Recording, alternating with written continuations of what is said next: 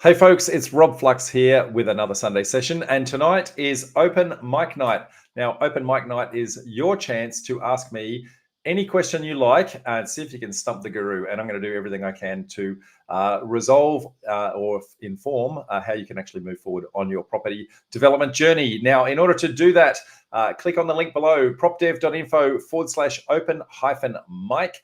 And if you submit those questions in advance, that gives me a little bit of time to prep and I can just make sure I can answer all the curly ones that you might be throwing at me. And I'm sure there's going to be plenty of those. Having looked at the questions that we've got in store, it's going to be a cracking session. Now, before I do, what I want to tell you about is a massive event that we've got next weekend. So the 11th of February, we have an event called the Developer Launchpad. Now, I run these events twice a year, and this is my gift to the community, where I try and give you some insights into where I see the market actually going and why right now, what the issues and challenges you're going to need to solve in order to overcome the challenges that are in the market right now, and why more specifically in this particular instance, it is what I'm calling the year of the property developer. So this is a culmination of a whole bunch of things that I have been predicting for the last 2 years. I told you I've been doing these events every 6 months or so. And for the last 2 years, I've been predicting this moment now. I said it was 2 years away, then I said 18 months away, then 12 months away. Well, folks, it's arrived. Right now is the time, the best time humanly possible for you to be getting into the market and learn how to be a property developer and maximize what I think is going to be a seismic shift in the market. You see, what happened here is a whole bunch of events that have culminated into the perfect storm of opportunity that's going to create a massive opportunity for you to not only profit from the development potential of the site, but also profit from the uplift of the market swing. So we're pretty much at the bottom of what I think is going to be a second boom, and it's all resulted from a bucket load of things that have all culminated together and added up. And I'm going to go into the super detail of that, but let me give you the 2-second tour of that. And that is the false recession that was caused by COVID, and then the false boom that was caused afterwards, where they printed money and said all the building bonus. What that has done is actually consumed every bit of surplus stock that there is in the market. So the supply and the potential for supply is massively low. Plus, you combine that with international migration at absolute record highs. Anywhere between 400 and 450,000 people for the next 5 years are predicted to come into Australia, because we've got a massive skill shortage. If you combine those two things together, then our market fundamentals, plus a whole bunch more, by the way, folks. There's 16 drivers that drive the market, but those ones are the key ones that are going to make the supply and demand ratio just so far out of kilter that the market is absolutely going to skyrocket. And so you've heard it here first.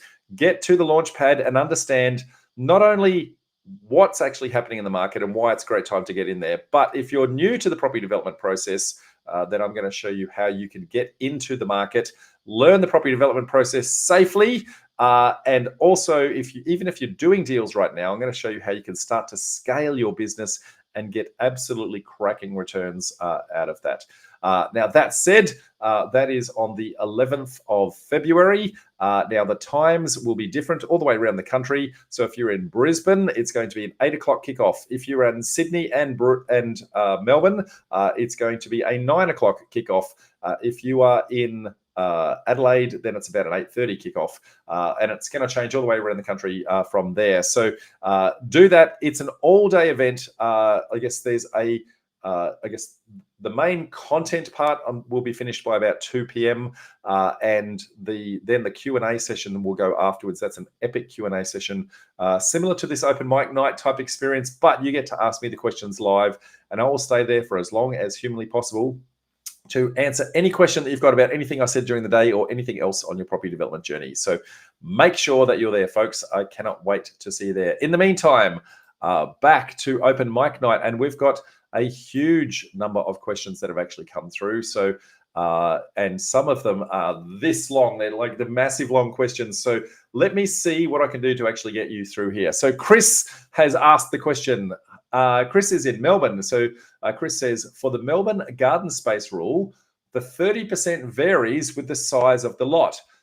If I do a townhouse development on a large block, say 800 square meters, I can get 4 units out of that of 200 square meters each. Do you use the larger lot or the smaller lot and size when calculating your garden space requirements? Okay, very good question. He then goes on and extrapolates that a little bit more. So, mate, you're going to have to speak to your town planner because it's going to be interpreted slightly differently for each council. However, the intent is it's the larger lot. Okay, so the 800 square meters in that instance, you'd be the 30% garden space ratio of the larger lot.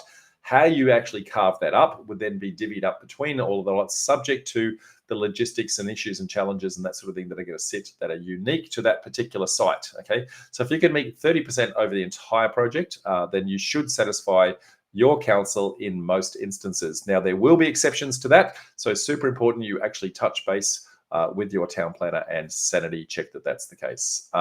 Next question comes from Yash. So Yash says, hey, I'm pretty new to the property developer network. I have 2 investment properties. Both have development potential. What help can I get from PDN in terms of sourcing of a builder and a joint investment partner or funding or lending? I'm also studying to be a buyer's agent. What opportunities do I have with PDN? So Yash, you've got about 4 questions in that. So I might see what I can do to kind of guide you in some of that. Firstly, we run networking events all the way around the country. Not sure where you're located, but we run them in Brisbane, Sydney, Melbourne, and Adelaide. Whoops, wrong link. This link is the one I wanted. So we run these meetups every weekend, with the exception of the Christmas New Year period. So Brisbane, Sydney, Melbourne, and Adelaide. So depending upon where you're located, turn up to one of those events and you can ask specific questions into the masterminding process that we have at the end of every single one of those events. So we can go into detail of that. Now, we have specialist industry experts that present in all of those geographic locations. So depending upon where you are, we might send you down a different path because you're going to be dealing with different issues and challenges. So it's very unique to your issue and challenge. So let's understand your problem a little bit better, and that's then going to give us the best way that we can answer that. So that's in the masterminding that we do at every single one of those events. Equally, funders, lenders, that sort of thing. We've got a whole army of people all the way around the country that do all sorts of things. So that's a great place to actually do that. So that's answer number 1. Question number 2 says, you're studying to be a buyer's agent. What opportunities do I have at PDN? Well, PDN actually has a spin-off business called Development Sites Australia. So website is development.site. And that's where a whole bunch of people have deals that they find, but they can't necessarily execute. So the majority of them are off-market deals. They want to flick them on for a finder's fee. Equally, we've got a huge number of people in the community looking for deals. And so what Development Sites Australia does is we curate those deals. And what we do is we work as a buyer's agent on behalf of the incoming purchaser to negotiate with the deal finder to make sure that we can actually get a deal that actually gets across the line. So more than happy to have you chat with, I guess, myself or my team to see whether or not that's a good fit. But even if it's not, you might be finding deals for your clients on our website, so development.site, or equally, you might be finding some opportunities in your dealings where you might want to exit that through the largest property networking group in the country. So the largest, I guess, source of people to sell to. So there's heaps of opportunity for doing that, Yash. So hopefully you get plenty from that. I think that's the end of your question. Next question from Nikki. Which do you think is better? If I have a block that's developed as a battle axe block with a dual occupancy or duplex and a single dwelling, do you think that the dual occupancy is better at the back or the front block? Her assessment is if it's at the back block, this would limit the number of cars on the site, but it would mean more people walking and driving past the house. And I guess if it's at the front, lot, she's more worried about parking on the street. So Nikki, you've identified probably the bigger elements of that. There's probably a third element that you might want to consider, and that is that for many councils, they don't want a duplex on the battle axe side of things. So you're going to need to sanity check if your council will actually allow that to occur at all.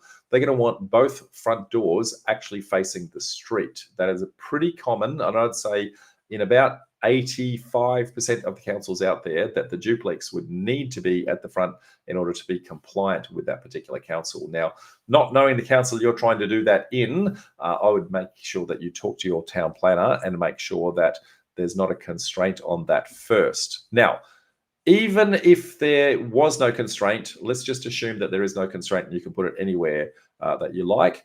Personally, I think that you want to be putting that at the front and then have some privacy for the person at the rear where they don't have to deal with the riffraff and the number of people going past their house all day, every day down that battle axe driveway. That's probably going to be a little bit more annoying if they're at the front of the street, whereas if they're at the rear, they're not going to see all of the coming-ins and goings and that sort of thing. Now, it might impact the price point, so you will need to do a suburb analysis to understand what does the rear house sell for, and can you find evidence of other rear battle axe duplexes in your area, assuming they're allowed, and see whether or not that's actually going to impact the profitability of the deal. But my gut feeling, duplex at the front and the house at the rear. Anyway, hope that one helps. Next question, Rosalind. Rosalind says, when deciding on a splitter block, does it matter if they are 4 or 5 or larger? And second question, is there a target price that meets per meter squared? So firstly, I'm going to explain what a splitter block is to everybody out there, just so they actually understand. Now, it's a very special kind of block that you will find all the way around the country. Okay, they're very, very common in Southeast Queensland as a deal strategy that's been operating there for years and years and years. However, they are all the way around the country. And so if you have a tool such as National Property Data, the link for that right there, if you have a tool such as that, you can actually search for splitter blocks and actually find them all the way around the country. So they are a single title where there are multiple lots sitting underneath. Now, if you do that, you don't have a legal requirement to go to get a development approval through your council, but rather it is a pre-approved subdivision that's been approved years and years and years ago. And instead of going to council for permission, you actually go to the state government, so the titles office, and you go to the titles office and say, hey, that one title that's there, I would like to extinguish that one title, and I would like to unlock the 2 lots as 2 individual titles that sit underneath. Now, I said 2. I've seen 3 lots. I've seen 4 lots. I've seen 5 lots. I've seen many, many projects out there where there are multiple lots. Now, people think that these things are not common all the way around the country, but let me assure you they are, folks. As a matter of fact, I've found multiple suburbs in Brisbane, Sydney, Melbourne, and Adelaide where there are hundreds of these things sitting there. And they're just untapped potential. And in many, many instances, the owner of the land doesn't actually understand. Now, in Southeast Queensland, where people have been doing this for years, all of the vendors there and all of the agents are very aware of the development uplift that comes with it. And quite often they'll ratchet a price point in there. If you're in Sydney, in Melbourne, in Adelaide, in Perth, if you're in these locations trying to do the exact same thing, it's not very common for this to actually occur. And so quite often the developer's uplift is not actually built into that, and you can pick yourself up a cracking deal. Now, that's what a splitter block is. So you asked for whether or not it's a 405. Now, 405 is telling me that the likelihood is that you're in Brisbane, because it's a very specific, unique size to Brisbane. But it could be anywhere around the country. Here's the key point to this. There is no minimum lot size. It's a pre-approved subdivision. Whatever the lots are underneath, it is exactly as it already was. So there's no minimum requirement required, because it's already been approved, already been, subdivided for you in the past. All you're doing is releasing the unlocked potential that's actually sitting there. So there's nothing you need to do from that perspective. Now, the second part of your question was, is there a target price per meter squared? Well, the answer is yes, but the target price is very unique to the suburb that you're actually in. So you're going to have to do some suburb analysis to actually understand what vacant land is actually selling for in the area. and ratchet that up or down based on how many square meters you've actually got. Now, sometimes that's actually hard to find the evidence because not a lot of people actually doing subdivisions. That's something that we actually teach in our property development formula program, is actually how to actually go through and actually work that out when there's not much evidence there. But for your purposes, just do the research in that target suburb, and if need be, in the surrounding area, might be, I guess, some surrounding suburbs, and try and work out what the dollar per square meter is actually going to be. Hope that helps, Rosalind. Next question is from Aman. So Aman says, can you please share pointers on doing a development as a joint venture? Should it be a unit trust, loans, etc.? Aman, that is a very big question that you've said in very, very few words, mate. So a joint venture has a lot of issues and challenges and problems and that sort of thing. So let me give you some of those tips and tricks firstly. So the first things first, the whole point of a joint venture is that you're going to get two or more people to join forces together to achieve what you would not be able to do as one individual person. So what you want to do is you understand your strengths and weaknesses of you and also of your JV partner. And you want to make sure that those things are complementary right up front. So where you are strong, hopefully they are weak. Where they are strong, hopefully you are weak, and then you can complement each other. That's a good, true joint venture. Now, in many instances, I'll keep it super simple. In many instances, where you're strong is you've done the courses and you've done the education and you know how to do the development process. So you're the sweat equity partner.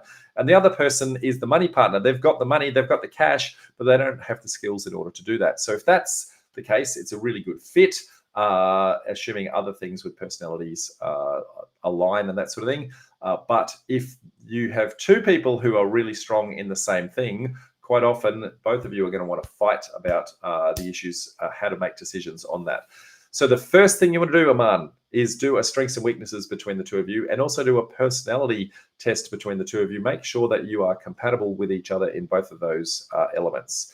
The second thing that you want to do is then look at roles and responsibilities that each one of you are actually going to perform and document them within your joint venture agreement. So it's very, very clear. You're going to do this, they're going to do that.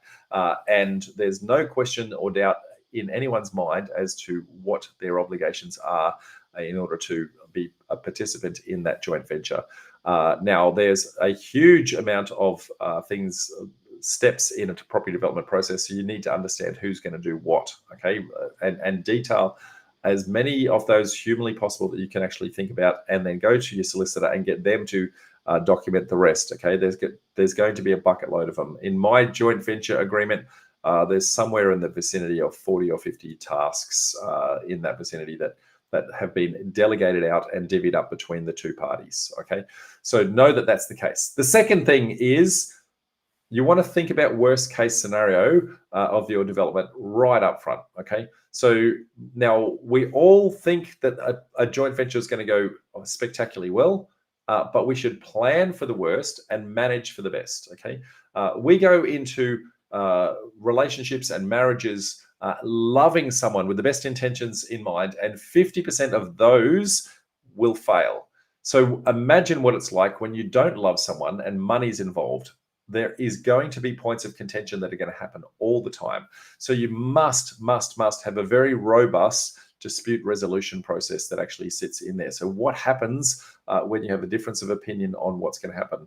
Now, if you've got your roles and responsibilities defined, that should become less of an issue, okay? But if you don't, if there's something you miss, if there's a different point of contention, then make sure that your mediation processes and, I guess, escalation of that mediation to an, I guess, are all defined as to how you're actually going to do that. Super important, okay? Now, the next thing that you said is you asked about, I guess, entity structures and that sort of thing.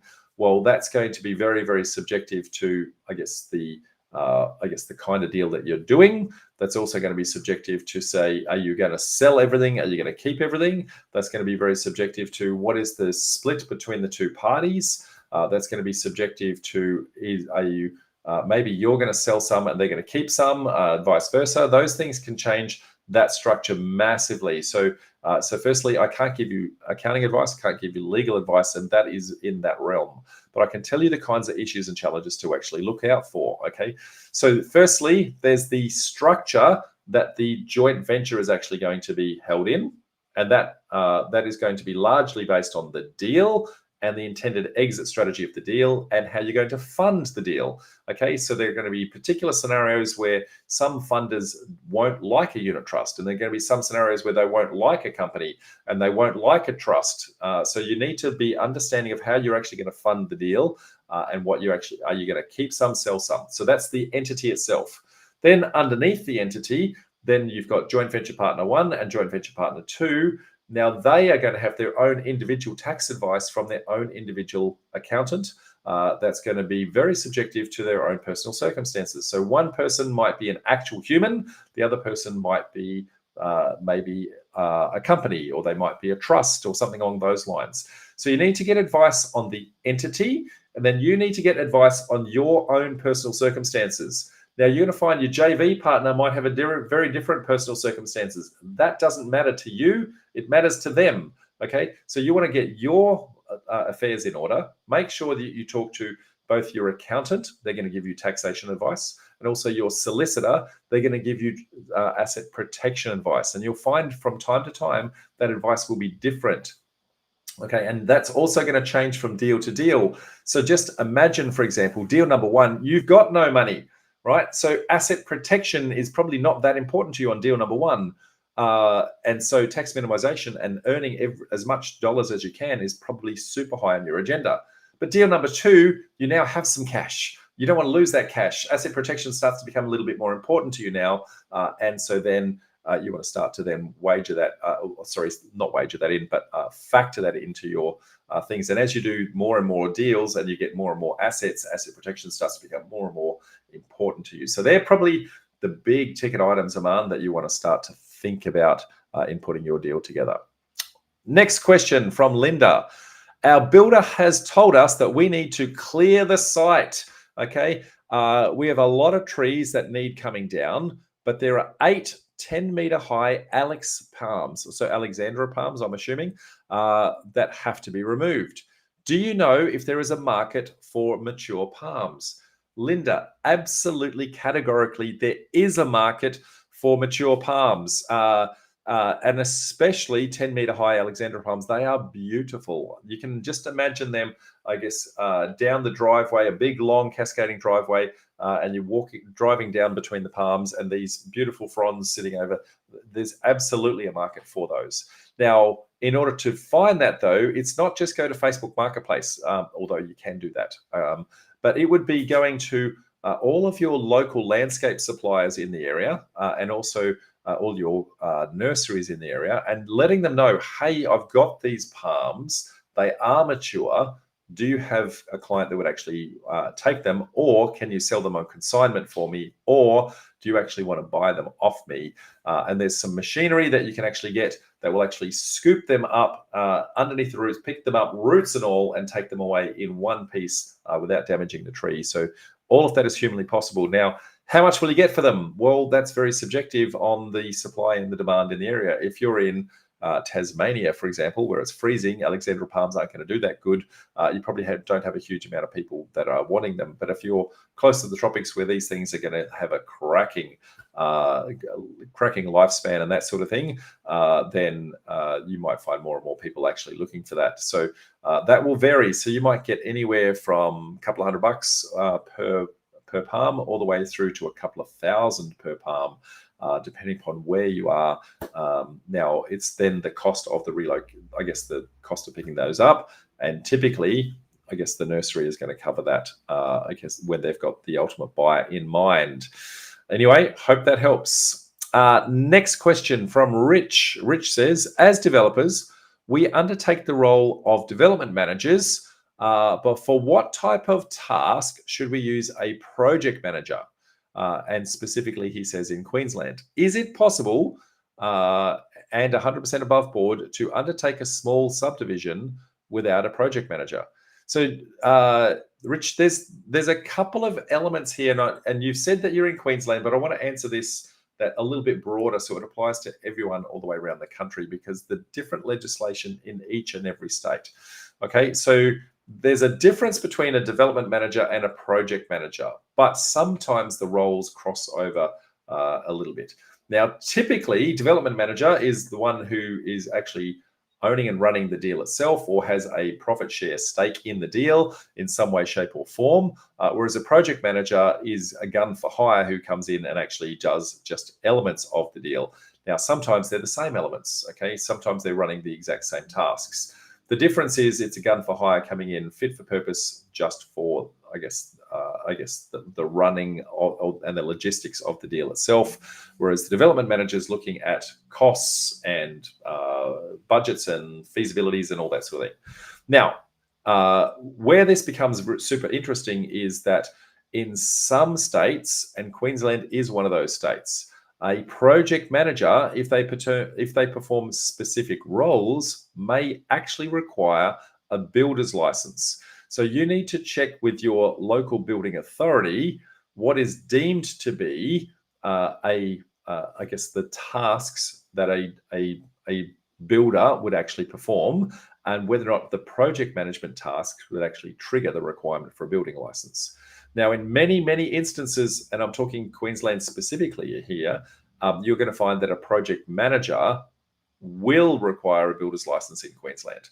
So if you're asking for a fee for service to do things like, I guess, engage with consultants to come up with, I guess, designs and development approval, if you're going out to taking this out to tender, if you're scoping and putting together building specifications, those sorts of things, they are roles that a builder's license is actually required. Now, the difference between, so the project manager gets paid to actually run the deal. Development manager typically is a part of the deal. So they are actually an owner in some way, shape, or form of the deal in itself. And so as the owner, of course you can do those tasks.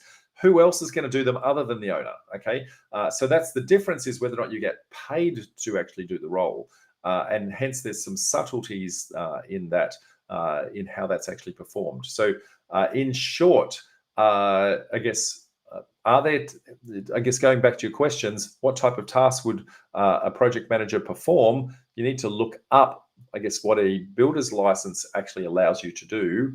And then the project manager can do anything other than that. Okay, so find elements within your project will that actually fit. So is it possible? The answer is yes. However, I guess the ultimate goal is that you are the development manager actually running the deal, and you might subby some of those elements out to, I guess, the project manager as you start to scale your business. But as the development manager, if they're working underneath you and working for you, that's okay. But if you're outsourcing that to, I guess, just as a gun for hire, and you've got your hands off and just paying them a fee, and you're not having any involvement in the process, then there's a very, very grey, murky line. So be very careful, mate. Hope that helps and didn't actually grey the water. If you are in whichever state you're in, and I know some of these off the top of my head, but I don't know all the others, you need to check with your local building authority. So in Queensland, it is the QBCC. In New South Wales, it is the Office of Fair Trading. In Victoria, it is the Victoria Building Authority, and that will change all the way around the country. So look up your local building authority to see how you get a definition of what is building works.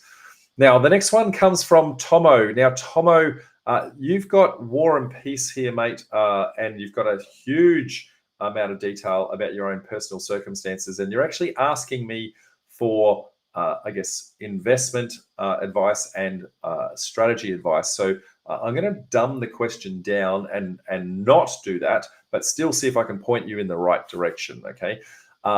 So I'll just give some insights into, I guess, Tomo's situation. He's 38 with a wife who's 42, have two boys, 7-year-olds old and 2 years old, and they've got some investment properties that they've actually had that they're not sure that might have development potential. They're not sure if they want to develop them and or sell them down and actually pay down some of their debts. So now, without telling you what to do for your specific deals, okay, what I want to do is give some guidance to everybody out there. if you're in a situation like this, what you would actually try to do from a steps perspective to actually ascertain your position. So firstly, you have some investment properties. So you want to firstly go, what was the reason why I bought those investment properties? Now, there's only two reasons why you have an investment property. There's capital gains and there's cash flow. Okay, so they were the reasons why you bought them. So what you need to do is you need to assess those properties to see, are they performing as intended in those two strategies? Okay, now if they are performing as intended, so if that's a yes, then the next question is, do they look likely to continue to perform as intended?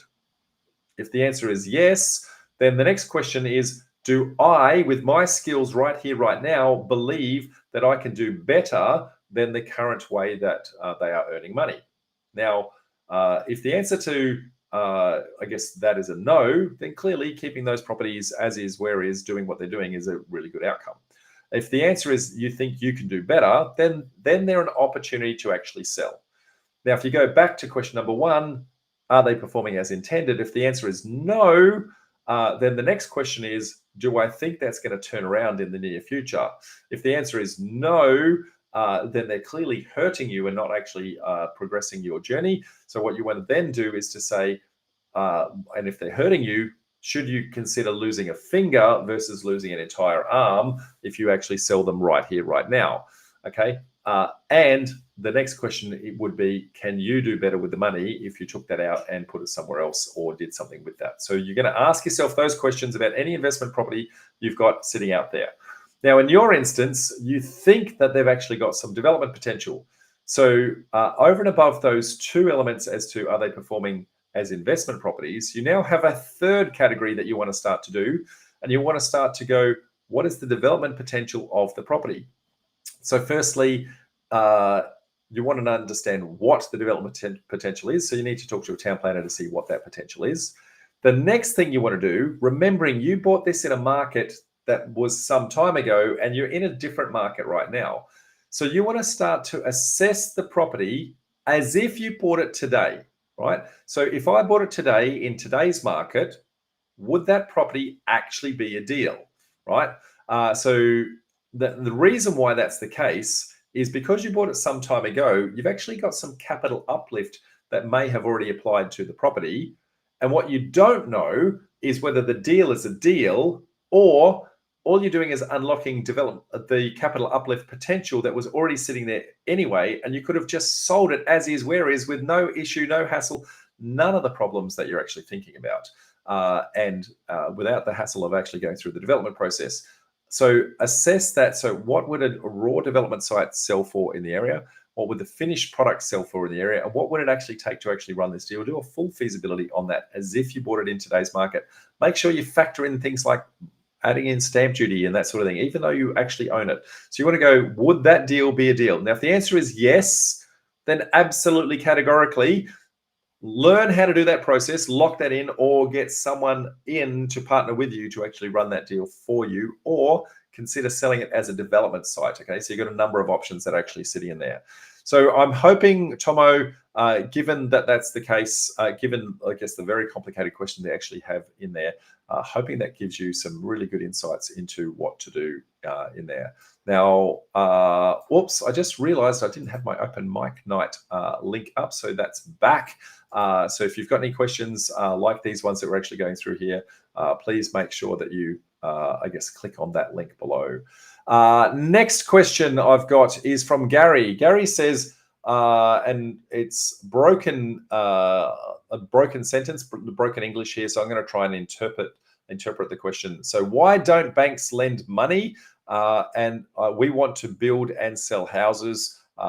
Where to get finance without the hassle of a bank? So there's a couple of statements in there, but let me see if I can interpret what you're trying to say, Gary.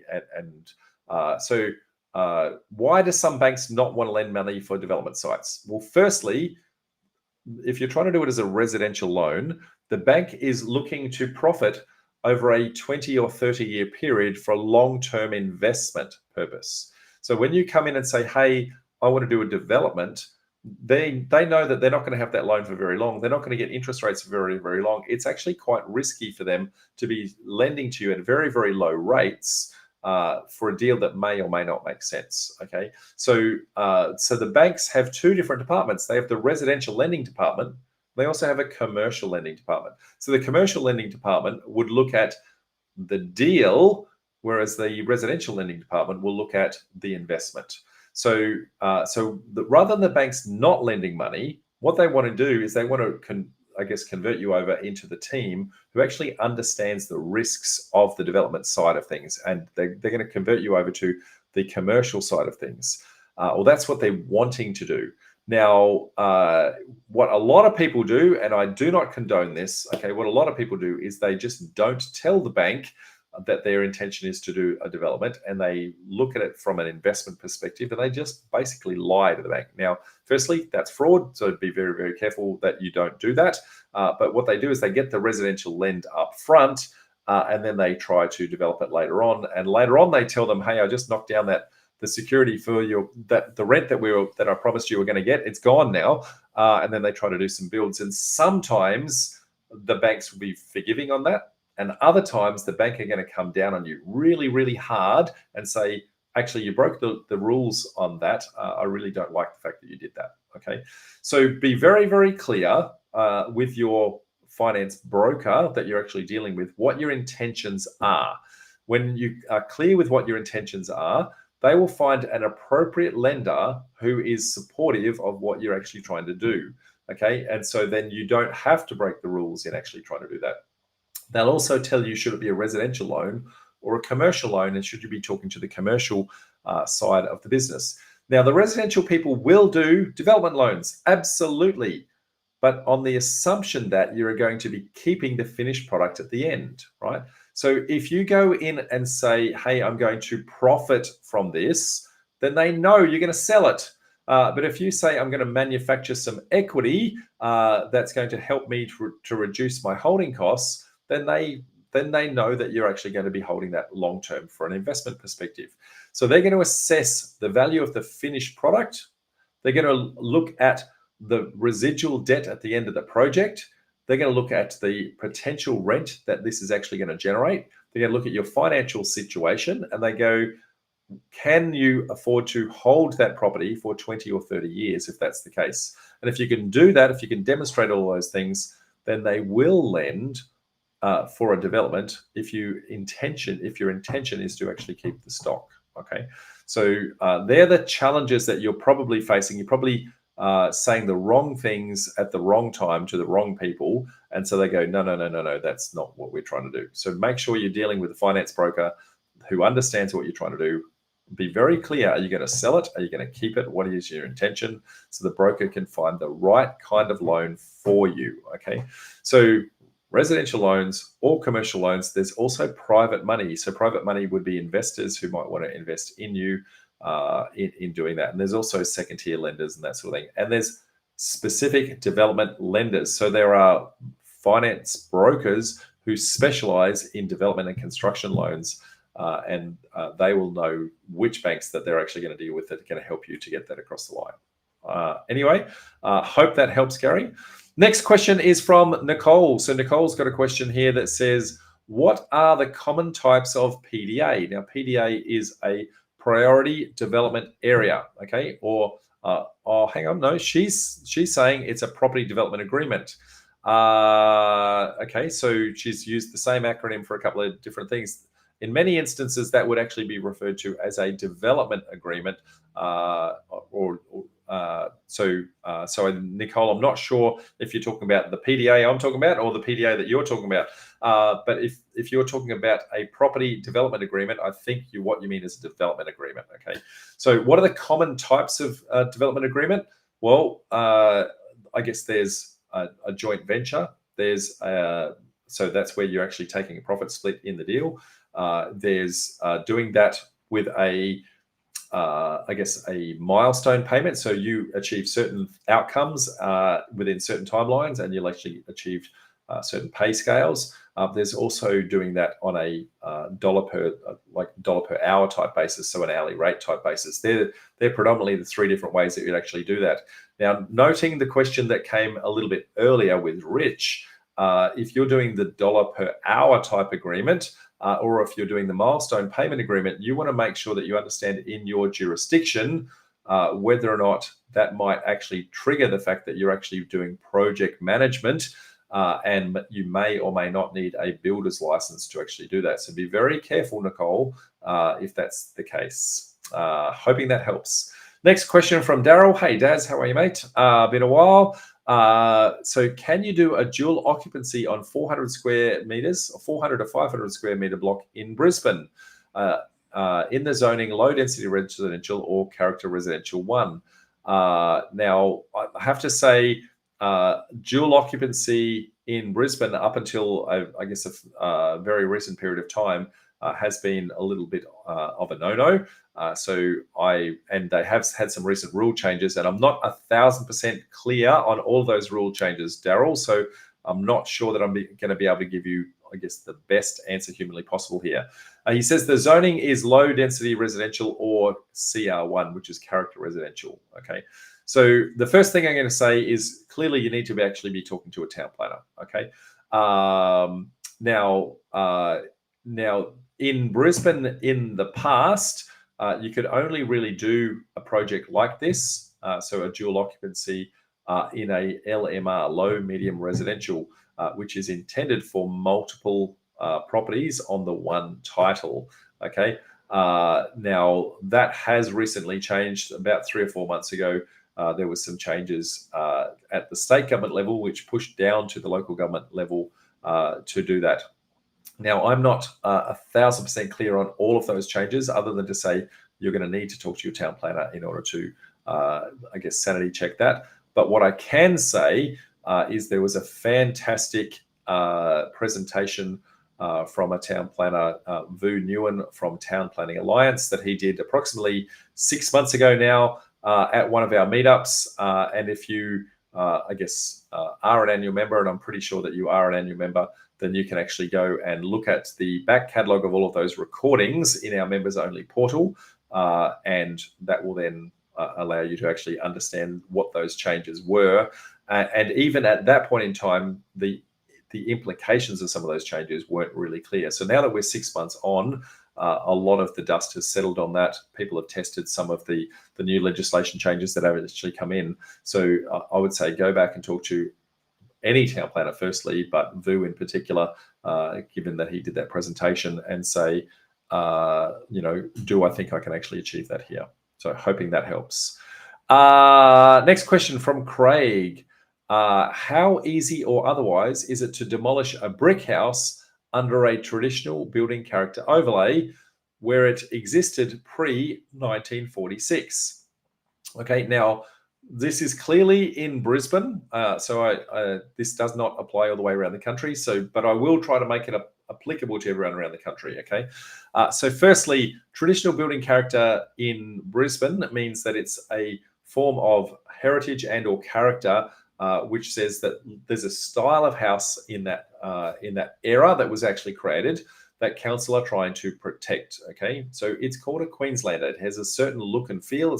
It's a timber and tin type look and feel. Okay, so the first thing you want to do now, if you're looking to demolish any house that has this character overlay, there are 2 tests up front. So firstly, does the overlay exist? And did the property exist before 1946? Now, if you're located somewhere else in the country, it would be a different overlay and it might be a different date, but the concepts are the same. So if the overlay exists, that's the potential for protection. If it existed before that predefined date, in your instance, 1946, then the potential gets locked in. Okay, so you need to have both of those actually occur before that actually then gets locked in, in which case the house is protected by default. Okay, now I say by default, there are some exceptions to that, and that's what I'm going to talk to next. Okay, so if you don't have the TBC overlay or other character overlay or heritage overlay, or it is outside of that, I guess, date range, then it doesn't have the 2 criteria, so it's not protected. So you need to understand those elements first. So I'm assuming in this instance that both of them are there and the house is protected. Okay. Now, given that's the case, there are three potential ways that you may be able to demolish the house. Okay. Now, you're going to have to talk to a heritage architect who is going to assess that particular property to see if any of these three ways actually occur and what is the likelihood of your success in actually doing this. So way number one, is it structurally unsound? And more importantly, if it's structurally unsound, is it commercially unviable to actually repair? So for example, if it's only $5,000 to fix it, even though it's structurally unsound, it might be on stumps and the stumps are rotted out. Well, that's a relatively easy fix. Okay. So whereas if it was white ants riddled and you had to replace the entire frame of the entire building, well, that's not easy to fix. Okay. So firstly, is it not structurally sound, and is it commercially unviable repair? The second one is, does the house itself have character?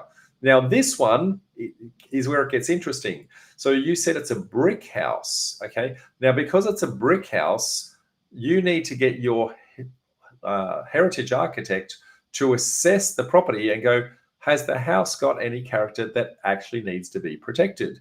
Now, I can't give you the answer to that. The heritage architect will actually give you that answer. Now, the third way to test is whether or not the area itself has character in it. So the street. So if this is the one and only house in the entire street and everything else is concrete monstrosities, there's no character to actually protect in that area. So and that is the third potential way to actually argue that through.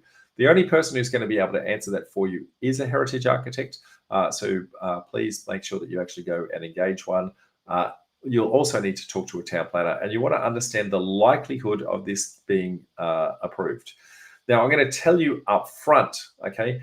Council will take a default position of declining the application because they need to be seen by the general public as trying to protect the character of the area. So given that's the case, you need to understand the likelihood of you taking that up to the higher authority. In your instance, if you're in Brisbane, it is the Planning and Environment Court, taking that to the higher authority and trying to overrule council. Okay, and what is the arguments that you would actually be able to argue there, and do you think that's commercially viable? So you're going to have a whole bunch of holding costs, you're going to have a whole bunch of legal costs, you're going to have some reports that you need to be generated to actually go and argue that. Plus, you probably need a barrister and a couple of other things. So the cost to get that across the line could be commercially unviable for your project. So make sure that you actually understand what that's going to be. Your heritage architect and your town planner are going to give you insights into how that actually works. Hoping that helps. Take me a little sip. Lucky last question, folks. From Nick. Nick says, I'm a full-time developer. Congratulations, mate. Been doing this for 3 to 4 small projects each year, building 3 to 4 homes on each project. Lately, I'm finding it very difficult, almost impossible, to get building insurance for newly constructed Torrens Titles homes that are for sale and therefore empty, sometimes for more than 60 days, which seems to be the insurance company limit for an empty house. Do you know of any insurance companies that can provide insurance for this situation? Cheers, Nick. Nick, you're in a tricky spot there, mate. And let me explain why, so that everyone else understands the implications of your question. There are different insurance providers that warrant a house for different things at different points in the process. So a normal everyday homeowner's warranty insurance, homeowner's insurance, I should say, so home and contents, wants somebody to be living in the property, okay? Or if it is vacant, they want somebody to be trying to live in the property. So have it up for rent, for example, and be listed somewhere as a rentable property with the potential to actually be, because obviously when a property is empty, I guess there's going to be a period of time where people need to move out and other people need to move in. So there's a finite bandwidth where they say, well, we'll accept it for a little bit of time, but you've got to tell us what's going on. Okay. So that's your normal either house and contents insurance and or your, I guess, land, what do they call it? Landlord's insurance. Okay. So those two look after those particular situations. Okay. What you're talking about is, I guess, the builder's insurance, because of the fact that the house has just been constructed. You needed the building insurance during the construction period, but now that it's finished and you haven't been able to sell it, and it's been sitting there for more than 60 days, now you're struggling to actually get that off. So I guess the first thing is you want to start to look at, why is it taking you 60 days to sell that? So that, have you got your price points too high? Is it the wrong product for the area? So you want to try and solve the root cause of the issue first, okay? And then what you're dealing with is the symptoms that are the repercussions afterwards, okay? So so have you priced it too high? Is it the wrong product for the area? That sort of thing. Maybe you just need to take a little bit of a haircut on the deal to actually, I guess, drop the price so they actually move. That's the first problem. Second problem, the more than 60 days part. Well, you need to start to take a hard look and go, well, if it's taken more than 60 days, is it going to take 90, 4 months, 5 months? You've got to start to take a hard look and a projected look on how long it's actually going to take to do that. And you might need to take a hard line position to say, maybe I actually need to put this up for rent and actually put someone in there and sell it as an investment stock with a tenant already in place, okay? Now, that might provide a different market to actually sell that to. Now, I don't know what your product was created for. Is it an owner-occupier type product? Is it investment type stock? Those sorts of things. But if you can get a tenant in there, now you can go to landlord's insurance and it's back to being protected again. If it doesn't fit that criteria, if you think it's going to sell a little bit sooner, you're kind of in limbo in between the two. And I don't really have a direct solution other than to say, go talk to a insurance broker and see. There are a number of, I guess, I'm trying to think what the right term is, but there are underwriters, I think is the term. There are a number of underwriters who will look at very unique circumstances and they'll give you a bespoke insurance policy just for that one issue, that one challenge. But the only person who can actually provide that is your insurance broker. So go find a private insurance broker who have some good underwriters that sit underneath them and see whether or not they can actually come up with a solution that actually helps you out. Anyway, hope that helps, mate. Folks, that is the last question. So once again, if you've got a question that you want to submit through to me, we do these on the first Sunday of every single night. So you can click on the link below, propdev.info/open-mic, and I would love to actually come and see you. Also letting you know, we run meetups all the way around the country. So why don't you come to one of those? So Brisbane, Sydney, Melbourne, and Adelaide, we run those. Plus, I've got the Developer Launchpad event next weekend, February the 11th, Sunday. So click on the link, propdev.info/free-event. And if you want to come to our meetups, this is the link for the meetups. Folks, hope you got plenty out of that and that you enjoyed the show. We do these most Sundays. We do a Sunday session. Sometimes we talk to industry experts. Sometimes it's me talking about different issues and challenges that you guys are having in the community. But either way, we're here to help you on your property development journey. And I hope to see you at one of our upcoming events in the not too distant future. Till then, bye for now.